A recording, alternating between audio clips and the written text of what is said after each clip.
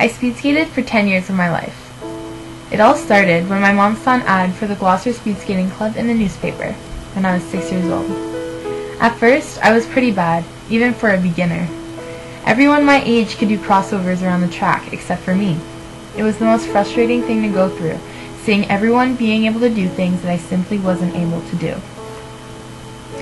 And that's when my mom jumped in. Seeing me struggle with this problem, she helped me out. At home, we would practice doing crossovers, first without skates on, and then with my skates and skate guards on, leaning against a wall. Finally, something just clicked. I got on the ice one day and was able to do crossovers just like everyone else. That was probably one of the first real challenges that I had encountered in my life, and I had managed to overcome it. It was a great lesson for me. After that, the rest went smoother. My mom bought me my first real pair of speed skates to replace the old rental skates that I had been using for the first 2 years. I was very average, but I was also very coachable and tried to take as much of my coach's advice into consideration as possible. I think that was one of my greatest qualities, and still is. At around 10 years old, I began a different kind of speed skating called long track. It's a less popular kind of speed skating, and it's much harder to do because of little resources and very little places to do it.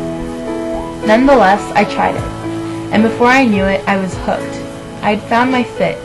You could say I had found my niche. My coach began to see real potential in me from then on.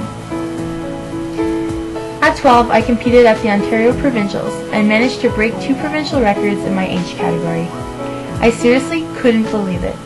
In fact, I don't think anyone expected it. I had been the underdog my entire life and had somehow found a way to rise up slowly but surely. From there, my life kind of changed. People saw me in a different light. I skated at Nationals the same year and placed myself second overall in the country for my age. Competition after competition, my times were improving and I was gaining on my competitors. I didn't quite know what that meant for me yet. I was just happy. I was living in the moment. I was 13 after all. The year after that, I went a level higher. I began skating at Canada Cups. Throughout the year, there were 4 cups that a skater could attend. Only the top 30 skaters of Canada under 18 years of age could go to these. Somehow I had gotten the time standards to go. I was probably one of the youngest skaters to compete at one, but I didn't care. At my first Canada Cup, I placed second amongst all the Ottawa girls that had skated, which was quite an accomplishment. I couldn't have been more excited about my finish. But the harder and harder it became as I continued. I traveled to places like Regina and Winnipeg alone because of travel costs. I was a young girl skating against almost adults and national team skaters, and it was sometimes pretty intimidating. The older I got, the harder it was to improve on my times. I no longer saw incredible improvements in my skating like I had when I was younger. I felt almost as though people expected me to perform. With a couple more provincial records under my belt now and having made the provincial team, I was no longer the underdog.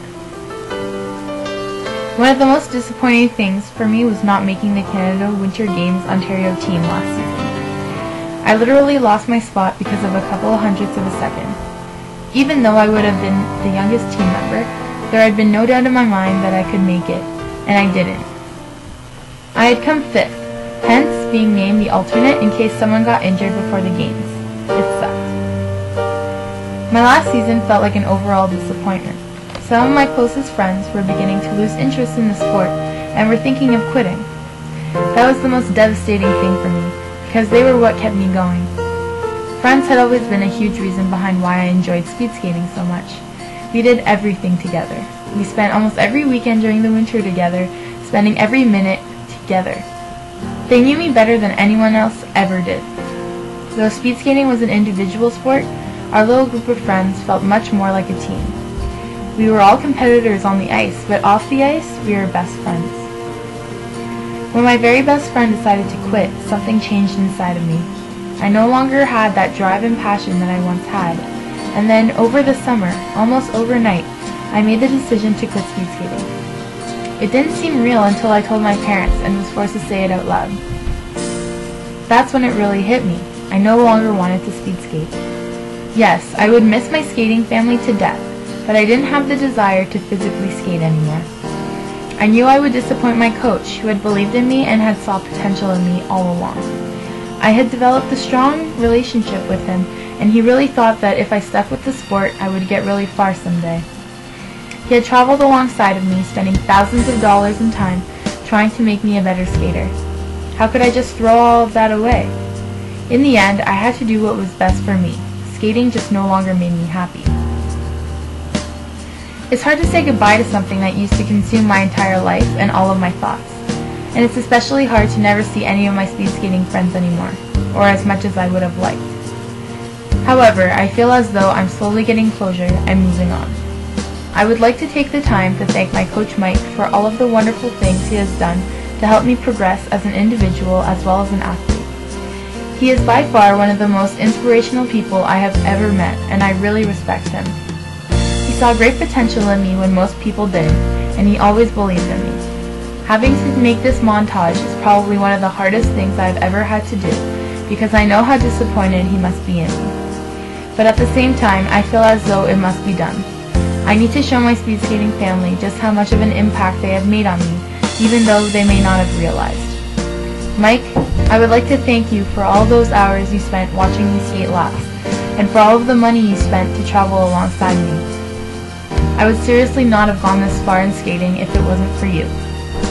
To be honest, I'm really going to miss my speed skating family and all the memories that go along with it. But in the end, I have to do what makes me happiest. I believe I have a great future ahead of me, whether it be in speed skating or not.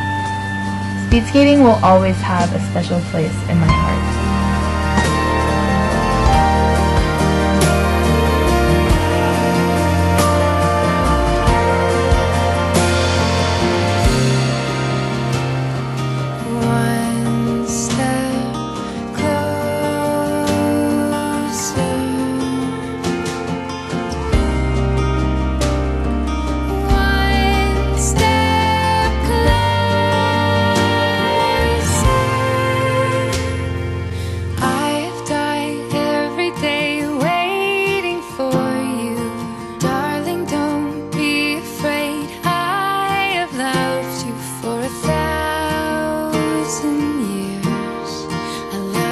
For 1,000